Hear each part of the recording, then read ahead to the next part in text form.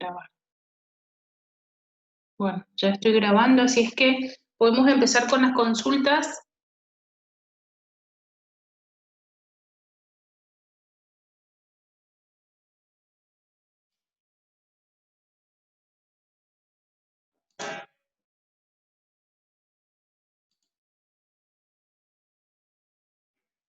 ¿Alguien tiene alguna consulta de la clase anterior de conjuntos?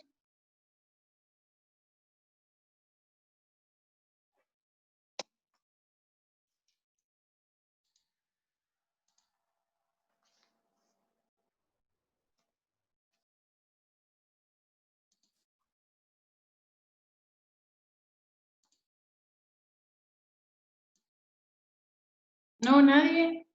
¿Han entendido todo? Conceptos importantes de conjunto, subconjunto, subconjunto propio.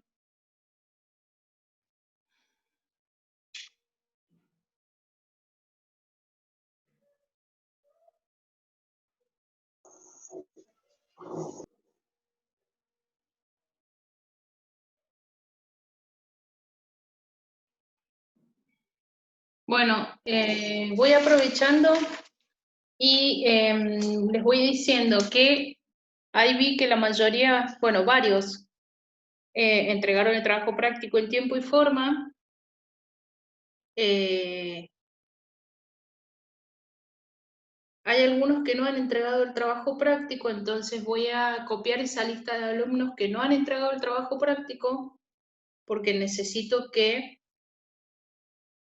bueno, me digan en qué situación están. Así es que más tarde paso esa lista al grupo de WhatsApp que tenemos para que me digan en qué situación están. Bueno, comencemos, chicos. A ver qué dudas hay.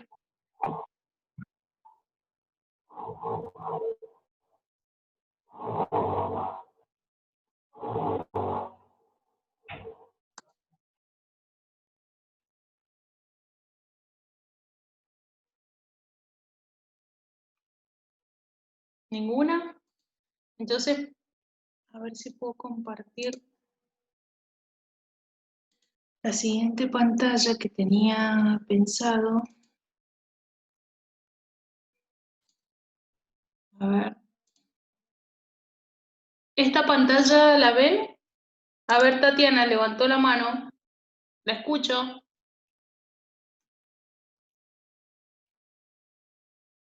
Activa tu micrófono, Tatiana.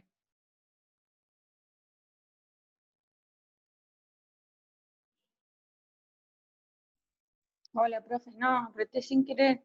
Ah, Estaba en bueno. realidad buscando el PowerPoint ese. No lo encontraba, pero ahora ya lo encontré. Bien, este PowerPoint que les estoy mostrando ahora todavía no se lo subo porque es el PowerPoint que corresponde a esta clase. Si nadie tiene duda del PowerPoint anterior, entonces me gustaría hablarles un poquito de este. Espero porque nadie me pregunta dudas.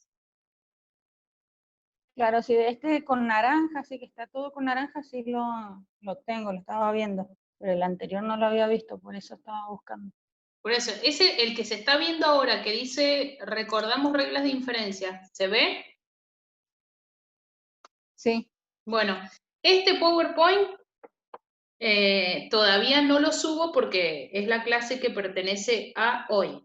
Es la clase que tienen que ver hoy. Bien, perfecto. Entonces, si no tienen dudas anteriores sobre subconjunto, subconjunto propio y todos esos conceptos que vieron en la clase pasada, les hablo un poquito sobre esta clase. Bien. Estoy terminando de admitir gente. Bueno, ¿cómo anduvieron con respecto a la clase pasada y los conceptos de subconjunto y subconjunto propio? ¿Tenían una ejercitación para hacer? A ver, vamos a ver si... No, esta no, esa. Compartir. Este es el PowerPoint que vieron la clase pasada. ¿Cómo se designan los conjuntos por comprensión, por extensión? ¿De eso no tienen dudas? Después, bueno, los conceptos súper importantes de subconjunto, subconjunto propio, tenían una ejercitación para hacer. esta ejercitación, que en realidad estaba hecha, pero ustedes tenían que analizar esperen que estoy admitiendo gente. Sí. Bueno, profe, yo no entiendo lo del tema de inclusión. Después de comprensión y de extensión entendí bien, pero lo de inclusión no, más o menos. Es subconjunto y subconjunto propio. Son esos conceptos. Delia, ¿me estás hablando vos?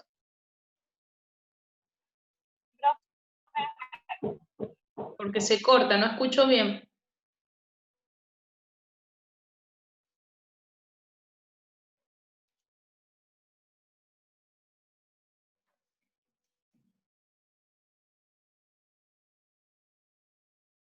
Bueno, yo les voy a hablar de estos dos ejemplo y ejercicio que les di para analizar en realidad. A ver, esperen, no puedo mover la pantalla. Ahí está, a ver, así. Primero con lo que la alumna que me estaba preguntando, pensé que era Delia, pero no sé si es Delia, que me está hablando del concepto de inclusión, de inclusión.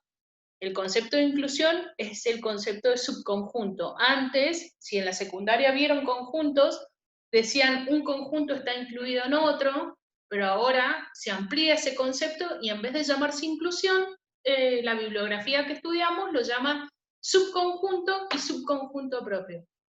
¿Cuál es la diferencia entre subconjunto y subconjunto propio? Está acá en la definición que nos dice que un conjunto es subconjunto de otro cuando todos los elementos del conjunto que estamos analizando pertenecen o son elementos del otro conjunto. Supongamos, acá con las letras que tienen acá, C es subconjunto de D si todos los elementos de C son elementos de D. ¿Está bien? Ahí estaríamos hablando de que un conjunto está incluido en el otro, o un conjunto es subconjunto de otro, y tienen la misma cantidad de elementos. ¿Cuál es la diferencia con el concepto de subconjunto propio? El subconjunto propio lo que dice es que un conjunto es subconjunto propio de otro cuando ese otro conjunto que estamos analizando tiene por lo menos un elemento más que el conjunto que estoy analizando. En letras es C es subconjunto propio de D cuando D tiene por lo menos un elemento más, no quiere decir solo uno, por lo menos un elemento más que el conjunto C. Entonces ya no serían más conjuntos con la misma cantidad de elementos. ¿Quién tiene más elementos? Y el conjunto D. Entonces, esa es la diferencia entre subconjunto y subconjunto propio. Nosotros acá les puse las definiciones, que esas definiciones es muy importante que se las sepan. Definición de subconjunto, para todo X se verifica que X pertenece a C, entonces X pertenece a D, ¿sí? Son definiciones muy importantes, y la de subconjunto propio, que hace referencia a un elemento más. Por ejemplo, C es subconjunto propio de D, si solo si para todo X se verifica que X pertenece a C, entonces X pertenece a D. Y existe un elemento D, tal que D pertenece al conjunto D, y D no pertenece al conjunto C. Acá me está diciendo que el conjunto D tiene por lo menos un elemento D que no pertenece a C. Esa es la definición y la diferencia entre las dos definiciones. Bueno, acá recuadrado en rojo nos habla de los cardinales de los conjuntos, que son las cantidades de elementos, y el concepto de subconjunto y subconjunto propio. Cuando C es subconjunto de D, los cardinales de los conjuntos son iguales. Pero cuando C es subconjunto propio de D, el cardinal de C es menor que el cardinal de D. ¿Por qué? Y porque sé que D tiene por lo menos un elemento más que C. Bueno, acá es tomando la definición de subconjunto,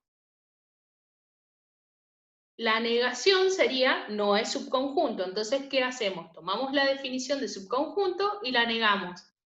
Esto es la negación de cuantificadores, que fue el último tema de lógica que vieron, que niego tanto el cuantificador como la proposición. Bueno, y después el concepto de igualdad, que también habla que dos conjuntos son iguales cuando, por ejemplo, C es igual a D, cuando se dice que C es subconjunto de D y que D es subconjunto de C. O sea, ahí estamos hablando de la misma cantidad de elementos y de que son iguales. Cuando no son iguales, bueno, tomo la definición que acabo de mostrar de igualdad y la niego.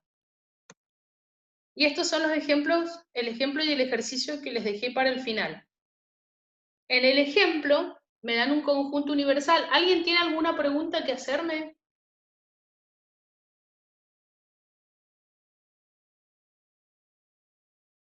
¿Sí? ¿No? ¿No sabe? ¿No contesta? No, profe, por ahora no. Por ahora no. Bueno, sigo entonces. Tengo admitir. Listo. Tengo este ejemplo en el que nos dan un conjunto universal. Es muy importante que cuando me dan un conjunto y tengo que determinar subconjuntos o subconjuntos propios, lo que tengo que hacer es identificar bien cuáles son los elementos del conjunto que me están dando. En el conjunto universal que me proponen acá, los elementos son, por ejemplo, A, B, C, D y E, y después este que está entre llaves, que tiene a su vez A, B, C, es un elemento del conjunto. Este otro elemento que está entre llaves, que tiene a E y a F, es otro elemento del conjunto.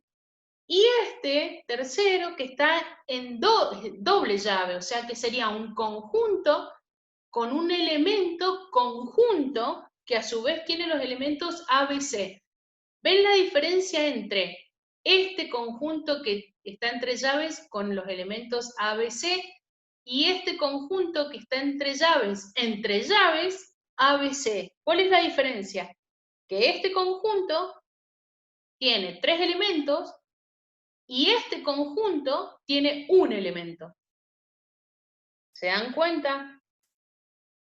Entonces, si yo tengo que determinar cuál es el cardinal de este conjunto universal, entonces cuento 1, 2, 3, 4, 5, 6, 7, 8 elementos. ¿Está bien? O sea que el cardinal de U, la cantidad de elementos de U, son 8. Ahora me aclara y me dice que, bueno, que este conjunto que está entre llaves y que tiene los elementos A, B, C, lo vamos a llamar A, para simplificar, ¿no?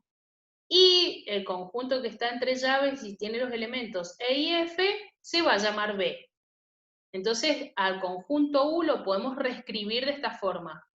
Los 5 elementos iniciales, este elemento que es especial, este otro elemento B que es especial, y este otro elemento que es muy especial. ¿Se dan cuenta? Miren esta A que está sin llave y esta A que está con llave.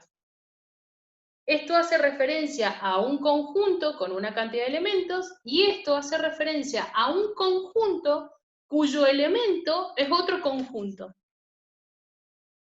Entonces acá les aclaro, porque es muy importante y esto suele generar confusión, que la A solita no es lo mismo que la A entre llaves, ya que, bueno, ahí les hablo del cardinal. El cardinal de A es 3 y el cardinal de ese conjunto, cuyo elemento es otro conjunto, es 1. Entonces, bueno, ¿cuáles son las relaciones que podemos determinar entre los elementos y el conjunto universal que nos han dado? Las relaciones de pertenencia y las relaciones de subconjunto y subconjunto propio. Lo que quiero aclarar es lo siguiente. La relación de pertenencia es se da entre elemento y conjunto. Es si un elemento es parte del conjunto o pertenece al conjunto. Pero las relaciones de subconjunto y subconjunto propio pueden estar en el conjunto o no. Yo lo que tengo que analizar es si el conjunto que me están preguntando, si es subconjunto o no, tiene los elementos del conjunto propuesto. Ahora ya se los voy a aclarar lo que quiero decir. Vamos a la relación de pertenencia primero. Por ejemplo, el elemento A pertenece al universal. Me fijo en los elementos que tiene el universal. ¿Está el elemento A como perteneciente al conjunto universal? Sí, sí está. O sea, todo lo que puse acá es verdad. Después, el elemento A también pertenece al conjunto A. ¿Ven? Ahora, este conjunto A, cuyos elementos son a su vez A, B, C, pertenece al universal porque este conjunto A está como elemento dentro del conjunto universal. Después, E pertenece al universal, es verdadero porque E es un elemento del universal. Ahora, E no pertenece a A, y sí, es verdad, porque el conjunto A no tiene a E como elemento. Ahora, el conjunto cuyo elemento es a su vez el conjunto A, yo acá les aclaro que está llaves y A. Lo puedo reescribir de esta forma, llaves, y como sé qué elementos tiene A, pongo los elementos de A. Entonces me queda llave, llave, ¿ven? Entonces lo que me preguntan es, si este conjunto cuyo elemento es A pertenece al universal, ¿cuál es el conjunto cuyo elemento es A? No es este es A solo. El elemento al que hace referencia es el último, ¿ven? Este último elemento es este que están marcando acá. Y está como un elemento del universal, así que pertenece. Después me preguntan si el conjunto cuyo elemento A pertenece al universal, y acá pongo que no pertenece. ¿Por qué? Si está A en el universal, ¿cómo tendría que estar para que pertenezca en el conjunto universal? Y tendría que estar entre llaves. Aparte de estar este elemento A, tendría que estar escrito, presente en el universal, una llavecita con la A, como sale acá. Como no sale eso, sale llave con A, B, C, pero no sale una llave con solamente A. Entonces, ese no es elemento del universal. Bueno, después estamos afirmando que el conjunto B pertenece al universal, de eso no hay duda, porque este es el conjunto B.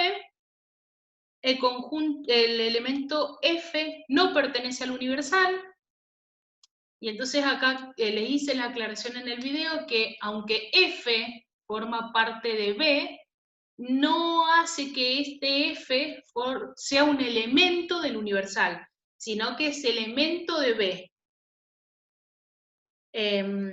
Para que F sea elemento del universal, tendría que salir acá solito como una F. O sea, la F, no como una F. F sí pertenece a B. F sí pertenece a B, pero F no pertenece al universal. Bueno, esa es la relación de pertenencia. Ahora la relación de subconjunto y subconjunto propio. Bueno, hace referencia, yo lo que tengo que hacer para analizar si un conjunto es subconjunto y subconjunto propio es pensar si lo que me están diciendo, por ejemplo, el elemento A, los elementos no pueden ser subconjuntos o subconjuntos propios. Cuando yo hablo de subconjuntos, subconjuntos propios, hablo por supuesto de conjuntos. Entonces, desde vamos, esta A, que es un elemento, no puede ser subconjunto del universal. Ahora analicemos acá. Me dice A, que a su vez es un conjunto. Yo sé qué elementos tiene A. Tiene los elementos A, B, C. Es subconjunto del universal. ¿Por qué sí es un conjunto del universal? Porque para que sea subconjunto, para que A sea subconjunto del universal, todos los elementos de A tienen que ser elementos del universal. Miro, ¿cuáles son los elementos de A? A, B, C. Bueno, esos elementos que tiene el conjunto A, ¿son elementos del universal? Sí, porque el universal tiene esos elementos y muchos más, pero por lo menos tiene esos elementos. Entonces considero que A es subconjunto del universal. B, esperen que se me pierde el cursor, ahí está. B no es subconjunto del universal. ¿Por qué B no es subconjunto del universal? Si B es un elemento del universal. Primero, ser elemento no me habilita a ser subconjunto. Ahora pienso, ¿por qué B no es subconjunto del universal? Porque para que B sea subconjunto del universal, los elementos de B, todos los elementos de B, tienen que ser elementos del universal. Miro los elementos de B. Los elementos de B son E y F.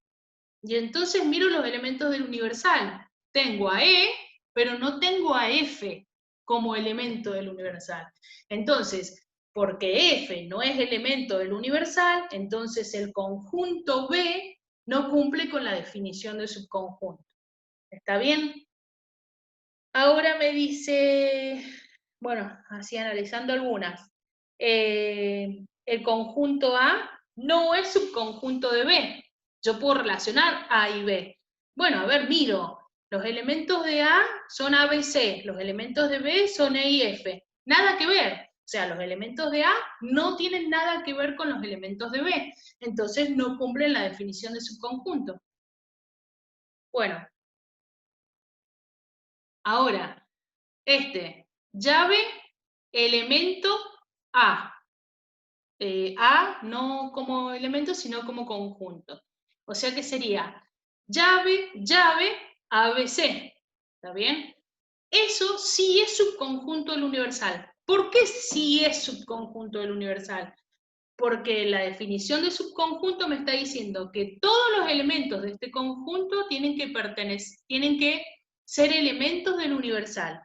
¿Cuál es el elemento de este conjunto? El conjunto A.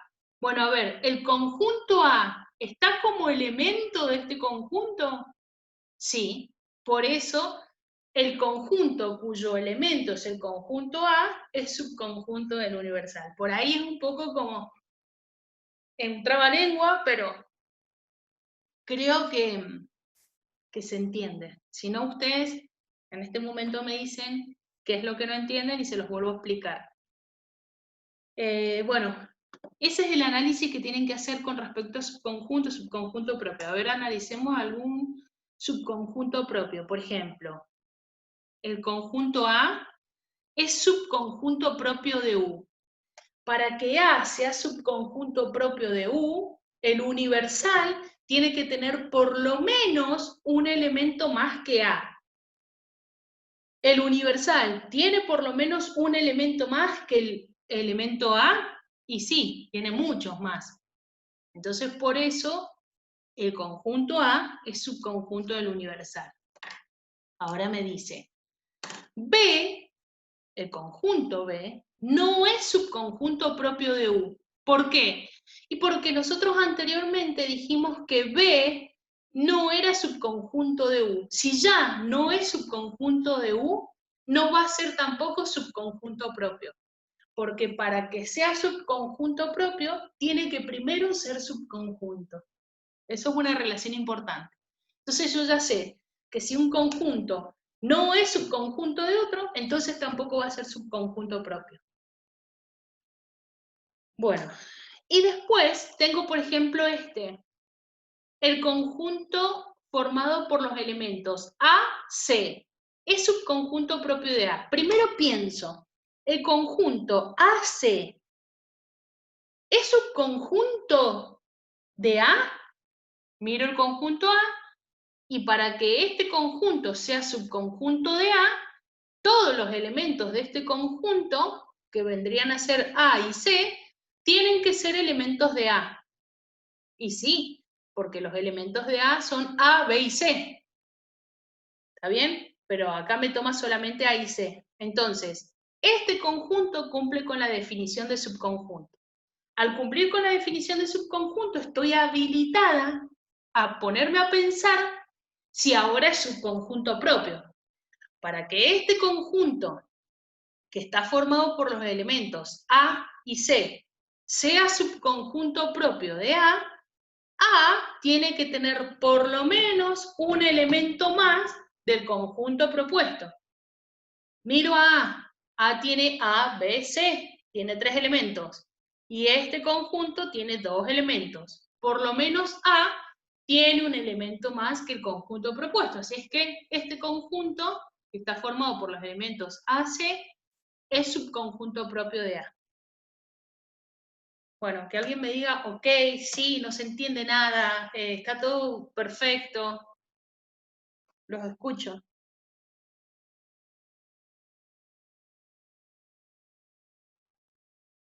Sí, profe, está todo bien. ¿Quién me Hasta habla? ahora. Tatiana. Niña Tatiana. Bueno, ¿me entienden entonces? Por lo menos hasta ahora sí. Bueno.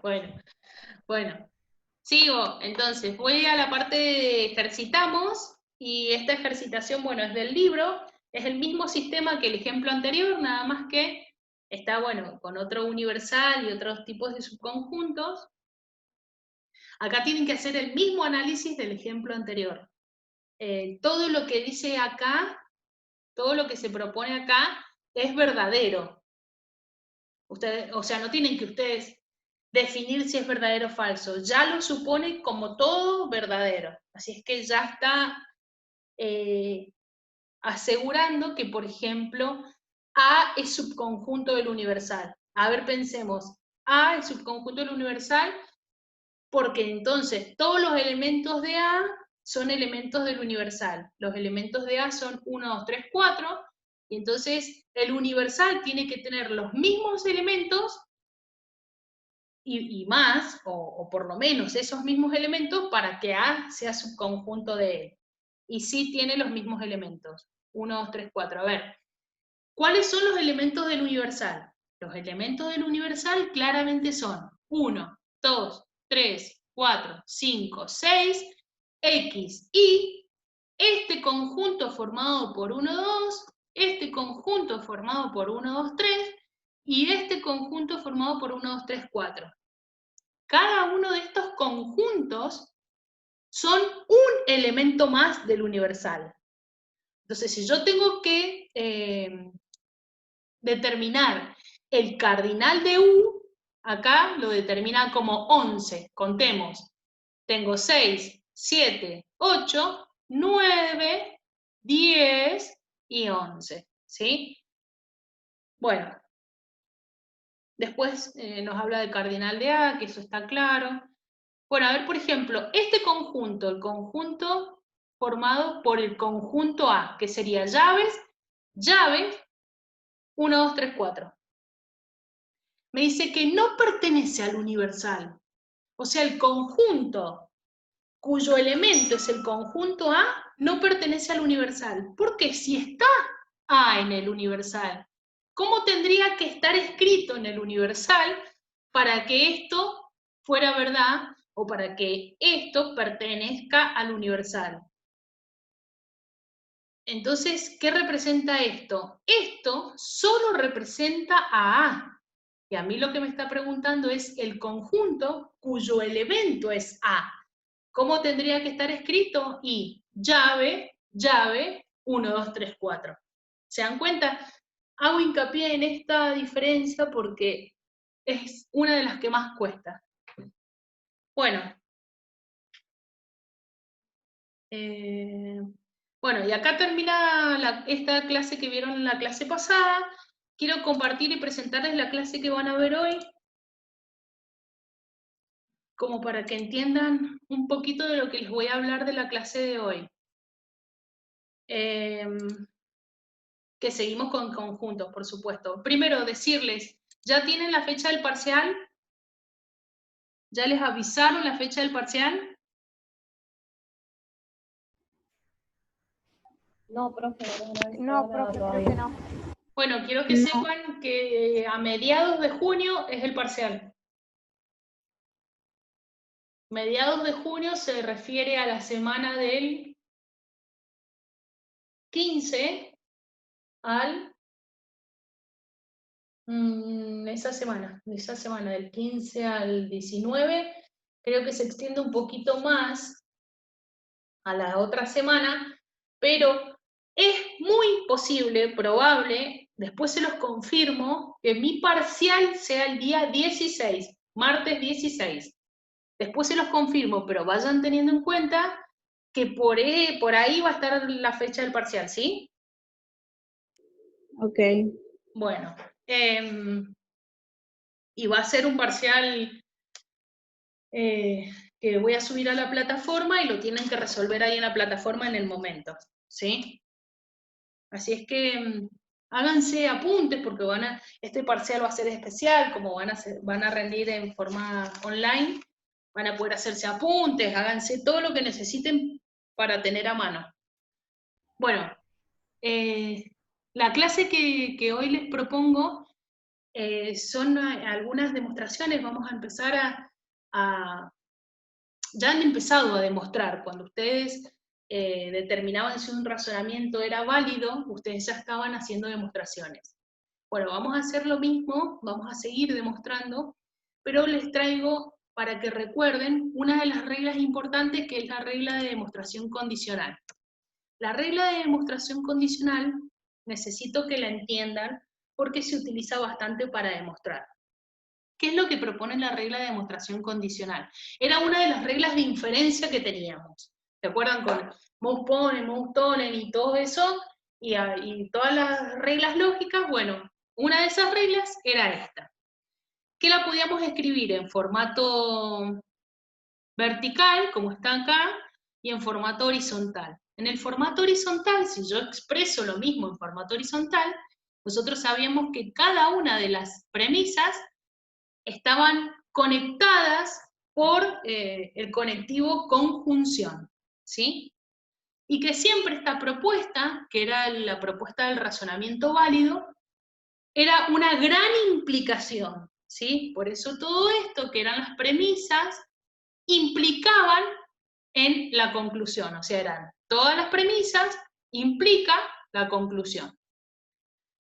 Si ustedes tienen la oportunidad de hacer una tabla de valores, van a poder verificar que esta implicación, esta doble implicación que tienen acá, P entonces, paréntesis, Q entonces R, es equivalente a P y Q entonces R. ¿Qué me quiere decir con esto? La regla de demostración condicional me está diciendo que si yo tengo un conjunto de premisas, miren acá les he puesto un ejemplo. Por ejemplo, A es subconjunto de B, B es subconjunto de C. Por lo tanto, o entonces, A es subconjunto de C. ¿Qué es lo que hice acá al lado? Puse las definiciones de subconjunto. A es subconjunto de B, entonces yo sé que, por definición, X pertenece a A, entonces X pertenece a B. B es subconjunto de C, entonces por definición X pertenece a B, entonces X pertenece a C. Bueno, puse las tres definiciones. Lo que necesito que identifiquen es que todo esto que está acá son premisas, como se las he marcado. Este es el antecedente de lo que tengo que demostrar y este es el consecuente de lo que tengo que demostrar. ¿Qué es lo que me plantea la regla de demostración condicional?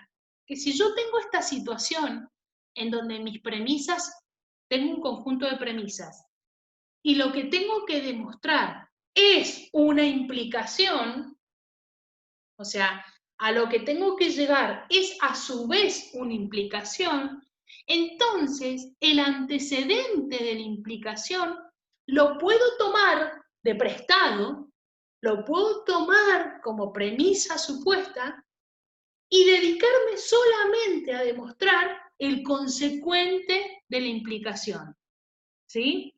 O sea, es como una gran ventaja que me da este formato, que si me pasa que lo que tengo que demostrar es una implicación, a su vez es una implicación, entonces el antecedente de la implicación lo tomo como premisa supuesta y solamente me queda demostrar el consecuente de la implicación, ¿ven? O sea, tengo P, entonces Q, entonces R. P son un conjunto de premisas, Q va a ser mi premisa supuesta y R va a ser lo que tengo que demostrar. O sea que me va a quedar este formato. Voy a tener mi conjunto de premisas y Q, que va a ser mi premisa supuesta, y entonces voy a demostrar a R. Bueno, acá les presento un teorema que tiene 4 partes y en la clase lo que hago es demostrarles la parte A y D. La parte B y C se las dejo como ejercicios. En donde, bueno, obviamente vamos a aplicar lo que les acabo de hablar, la regla de demostración condicional. Entonces, les muestro cómo demostrar a través de esa regla de demostración condicional. Y después en la parte B, en la parte D, también les muestro cómo demostrar con la demostración condicional, pero después les muestro cómo demostrarlo sin esa demostración condicional. O sea, que les doy varios caminos. Lo que quiero que entiendan es que estas demostraciones, a partir de ahora, en realidad siempre les hice esta aclaración, no hay un único camino para demostrar. O sea, no es que siempre hay que empezar de la misma forma. Generalmente se empieza de la misma forma, pero no es que hay un único camino. Lo que no tienen que hacer es inventarse cosas o asegurar cosas que no tienen dichas ahí en el teorema, o que no tienen como propiedades. No pueden inventarse propiedades, no pueden, solamente tienen que utilizar las reglas lógicas, las reglas de inferencias que han aprendido, combinar todo eso y poder llegar a demostrar lo que nos piden, ¿sí? Miren, en la parte A de este teorema nos habla de que, bueno, tenemos 3 conjuntos, A, B y C, que es subconjunto de U. Bueno, ya se va a cortar porque me dice que queda menos de 1 minuto. Lo van a poder ver en la explicación que les estoy subiendo ahora, así que espérenme. Si tienen alguna duda, por favor les pido que me pregunten. Y bueno, den el presente, como siempre les digo, por la plataforma. Y no se dejen estar con las clases, por favor, porque se acerca el parcial. Después les voy a asegurar, les voy a confirmar la fecha